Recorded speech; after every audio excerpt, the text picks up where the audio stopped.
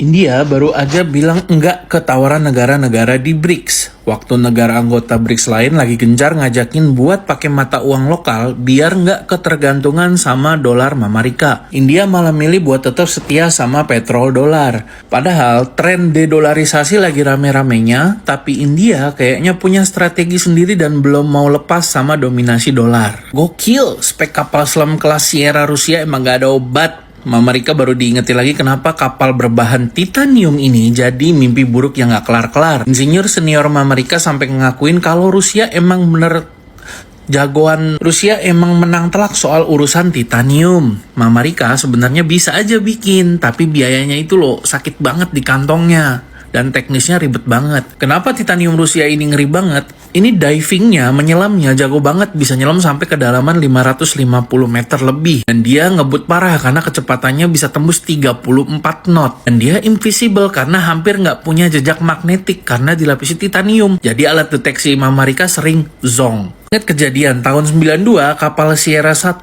Kostroma pernah tabrakan sama USS Baton Rouge milik Amerika. Hasilnya kapal Amerika rusak parah sampai pensiun, sementara kapal Rusia cuma geli-geli dikit, lecet dikit, malah bangga pamer tanda kill di badan kapal mereka. Ini bener-bener kayak tank versi bawah laut. Sampai detik ini dua kapal Sierra 2 Pskov dan Nizhny Novgorod masih jadi yang paling susah dicari di laut. Padahal umurnya udah 35 tahun lebih, geng. Bikin NATO tetap pusing 7 keliling buat nyari strategi baru. Pakistan lagi on fire buka jalur dagang baru. Tapi ini bukan cuman gaya-gayaan atau momen kebetulan doang. Ini tuh murni strategic shift. Jadi pergeseran strategi sekarang mereka mulai ngurangin ketergantungan sama jalur Afghanistan yang sering gak stabil. Sebagai gantinya mereka diem-diem lagi ngebangun rute lewat Iran, China, sampai ke negara-negara Asia Tengah. Jalur ini dinilai jauh lebih stabil dan punya potensi buat dikembangin lebih gede ke depannya. Memang sih belum bisa dibilang revolusi perdagangan yang bikin dunia berubah besok pagi, tapi ini tuh fase transisi yang penting buat Pakistan. Pakistan lagi pasang pondasi biar masa depan ekonomi mereka makin connected dan gak cuma terpaku sama satu sumber aja. Amerika baru naruh sistem pengawasan canggih namanya Golden Dome langsung di wilayah mereka sendiri.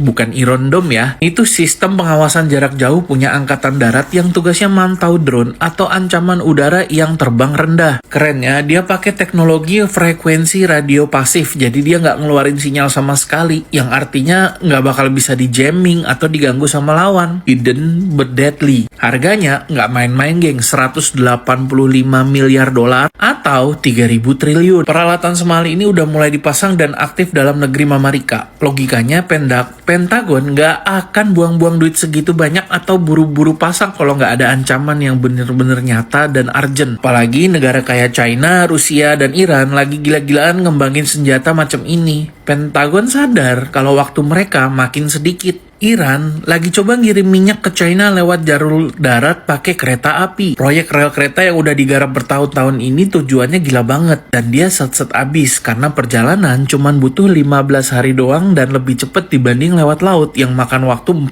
hari. Mereka nargetin bisa kirim lebih dari 2 juta barel per hari ke Beijing. Dan karena lewat darat, mereka otomatis bisa bypass radar sama patroli kapal perang Amerika di selat-selat maut. China bisa dapat suplai rahasia dalam jumlah gede tanpa takut dipantau atau diganggu sama Amerika. Ini strategi yang bikin Amerika pusing juga nih. Udah ngeblokade di Selat Hormuz, malah lewat darat. Rusia kabarnya lagi kesel sama India karena dianggap nggak all in ngasih support buat Iran. Saking keselnya, Moskow dirumorin lebih milih Pakistan buat masuk gantiin posisi India di BRICS. Laporan media juga bilang kalau Rusia udah hilang trust sama India, dan Iran pun udah terang-terangan bilang kalau mereka nggak percaya lagi sama India. Intinya mereka sekarang, India kayak lagi dimusuhin satu tongkrongan karena nggak ada satupun negara BRICS yang puas sama manuver politik India. Besok bakal jadi momen penentuan buat perang Iran karena statusnya bisa berubah jadi ilegal di mata hukum Amerika kalau Kongres nggak kasih lampu hijau. Batas waktu 60 hari dari War Power Act itu jatuhnya pas tanggal 29 April besok. Aturannya simple tapi ngeri. Presiden kudu dapat restu Kongres kalau mau lanjut perang ya, atau ya kudu mulai tarik pasukan pulang. Masalahnya sampai sekarang Kongres belum kasih izin apa-apa. Kemarin DPR aja hampir banget minta perang ini dihentikan. Cuma kurang 1 suara doang padahal biar batal. Tapi anehnya Donald Bebek malah belum minta izin resmi ke Kongres. Dan makin panas lagi karena wapresnya Pance malah bilang kalau War Power Act itu cuman hukum palsu dan gak konstitusional. Jadi kayaknya pemerintah lagi mau adu mekanik sama hukum yang ada. Ya kita lihat besok deh ya guys ya. Mama Rika lagi ngasih peringatan ke para sekutunya, katanya ada kemungkinan mereka akan gaspol besok buat operasi darat ngerebut Pulau Khark punya Iran. Buat yang belum tahu, Pulau Khark itu vital banget karena jadi terminal ekspor minyak utamanya Iran. Kalau Mama Rika beneran nekat ambil alih pulau itu, bukan cuman sekedar gertakan doang, tapi udah masuk level invasi darat yang bisa bikin perang makin meledak parah. Pentagon kayaknya lagi nyiapin skenario paling ekstrim buat bener-bener mutus nafasnya Iran. Iran baru aja ngasih lampu hijau buat kapal VLCC supertankernya Jepang lagi bawa 2 juta barel minyak buat lewat. Menariknya, kapal Jepang ini manut dan ngikutin jalur pelayaran baru yang udah ditentuin sama Iran buat ngehindarin ranjau. Padahal kita tahu sendiri kalau Jepang itu bestie kentalnya Amerika Serikat. Konco kental. Tapi mereka tetap milih buat kooperatif sama aturan di Iran sana. Bisa dibilang Jepang main aman karena dengar-dengar mereka juga bayar uang lewat ke Iran atau biaya transit biar kapalnya nggak kenapa-napa. Ini bukti kalau di lapangan kepentingan energi emang seringkali lebih krusial dibanding urusan politik blok-blokan. Tapi kok Singapura nggak mau bayar ya biar bisa lewat? Itu kan minjem kapal kita loh. Pemancar HAARP berfrekuensi tinggi digunakan untuk menghasilkan gelombang berfrekuensi sangat rendah melalui pemanasan termodulasi pada ionosfer di atmosfer kita atau magnetosfer. Universitas Maranhão di Brazil juga telah menyimpulkan bahwa hal ini telah menyebabkan gempa bumi, badai siklon, puting beliung, tornado, dan pemanasan nuklir yang sangat intens. 5 negara Nordik yaitu Swedia, Norwegia, Finlandia, Denmark, dan Islandia baru aja membuat pengumuman. Mereka tidak akan izinkan pesawat si rewel manapun, baik pesawat sipil ataupun militer, untuk memasuki ruang udara mereka atau mendarat di wilayah mereka. 5 negara Skandinavia telah mengumumkan niat mereka untuk menangkap juga setan Ahu jika dia memasuki ruang udara mereka atau bahkan mendarat di negara mereka. Eropa perlahan-lahan menutup pintunya buat si rewel. Presiden si rewel, Isaac Herzog, baru aja ngerasain ribetnya kena blok. Dia kudu muter jauh banget pas mau ke Kazakhstan gara-gara Turki nggak kasih izin lewat di atas wilayah udara mereka. Sejak 29 Agustus 2025, Turki udah bener-bener narik garis tegas kalau mereka haramin semua ruang udara buat si rewel tanpa ampun. Jadi ya perjalanan yang kudunya simple makin lama makin makan waktu dan makin banyak makan gas atau bahan bakar pesawat dan harus kudu cari jalan lain. Ini tuh bener-bener ghosting di jalur penerbangan. Media Iran baru rilis video yang nunjukin antrean kapal-kapal tanker di Selat Hormuz. Tuh kelihatan pada ngantri ya guys ya. Bukan mau kondangan, tapi kapal-kapal ini harus merapat ke pesisir Iran, minta izin lewat dan bayar uang tol atau uang transit. Sekarang prosedurnya udah kayak mau masuk jalan tol banget, nggak bisa asal selonong boy. Kapal-kapal ini kudu lapor dulu dan setor biaya transit kalau mau aman. Analisa Profesor Zhang sebut Mama Rika akan kerjasama dengan Indonesia dan menguasai Selat Malaka untuk mengembargo China. Kalau analisanya tepat seperti selama ini, saat prediksi Mama Rika gagal menang lawan Iran, nggak bahaya tah buat Indonesia. Plot twist tingkat dunia, PBB baru aja milih Iran buat jadi salah satu dari 34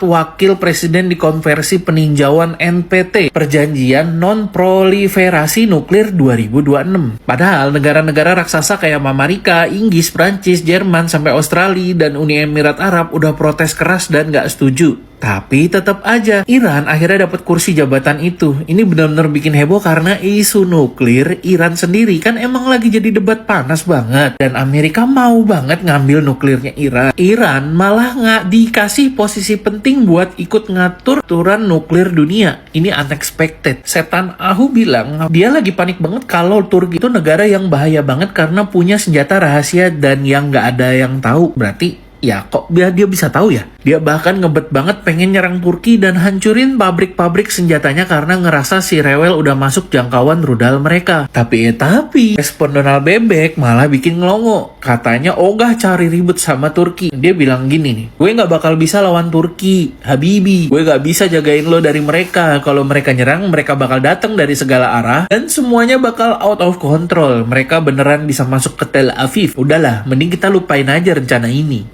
Kelihatannya Donald Bebek sadar kalau adu mekanik sama kekuatan militer Turki itu resikonya terlalu gede, bahkan buat sekelas Mamarika sekalipun. Pantauan dari marintraffic.com nunjukin kalau dalam 12 jam terakhir udah ada beberapa kapal yang meluncur lewat Selat Hormuz begitu aja. Tapi yang bikin salfok, rata-rata kapal ini pada lewat jalur utara, ya di atas udah gue tandain tuh, mengikutin skema lalu lintas punya Iran. Padahal jalur ini beda jauh sama jalur internasional yang biasanya dipakai. Mungkin juga menghindari dari ranjau yang udah disebar sama Iran. Jadi kesannya Iran benar-benar lagi narik semua kapal buat masuk ke zona mereka dan menjauh dari rute standar dunia. Benar-benar skenario jalur gue, ya aturan gue. Ya kumaha aing, Mamarika, Filipina, Kanada, Jepang, itu semua lagi pada melakukan latihan angkatan laut. Namun China mengepung mereka dari segala sudut dengan rudal hypersonic. Kita lihat dari timur ada armada perusak 107 dengan 300 sel VLS atau Vertical Launch System. Dari barat, gugus tempur kapal induk Liaoning dengan 400 sel Vertical Launch System juga.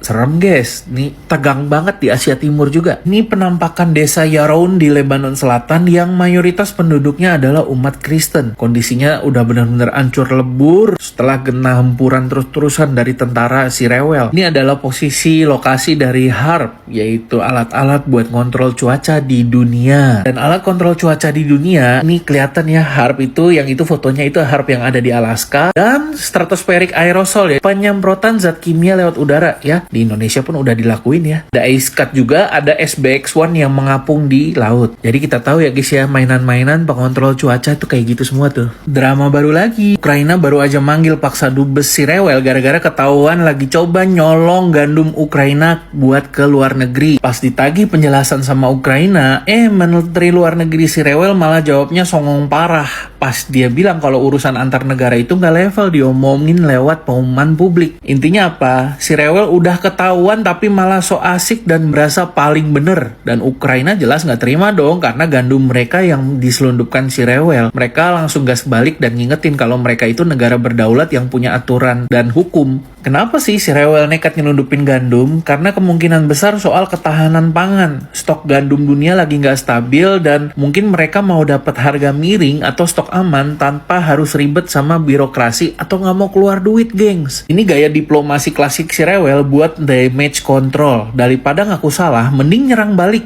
Cara komunikasinya biar tetap kelihatan punya power. Ya tapi ya tetap aja kalau udah ketahuan nyolong ya nyolong aja. Tadi kan kita udah bahas tentang HARP. HARP itu pemanas langit yang bikin geger dunia akhir-akhir ini. Dan ternyata bukan cuma HARP yang pertama milik Amerika di Alaska tuh yang di pojok kanan bawah ya. Bahkan Rusia pun dikabarkan punya Sura yang udah aktif dari zaman bahari untuk mendeteksi cuaca dari tahun 81. China juga punya satelit yang bisa deteksi lonjakan panas ekstrim di atas negara-negara karena alat HARP itu. Dari Swedia, Jepang, sampai Australia, semua CS-nya Amerika ini punya fasilitas alat kontrol cuaca serupa. Katanya sih buat riset. Tapi faktanya semua negara ini masuk daftar pantau kekeringan PBB. Secara teori, gelombang atau extra low frequency ini bisa jebak panas dan bikin cuaca jadi senjata. Bayangin, 20 pembakar langit beroperasi barengan, ya pantas saja cuaca dunia makin ugal-ugalan, gengs.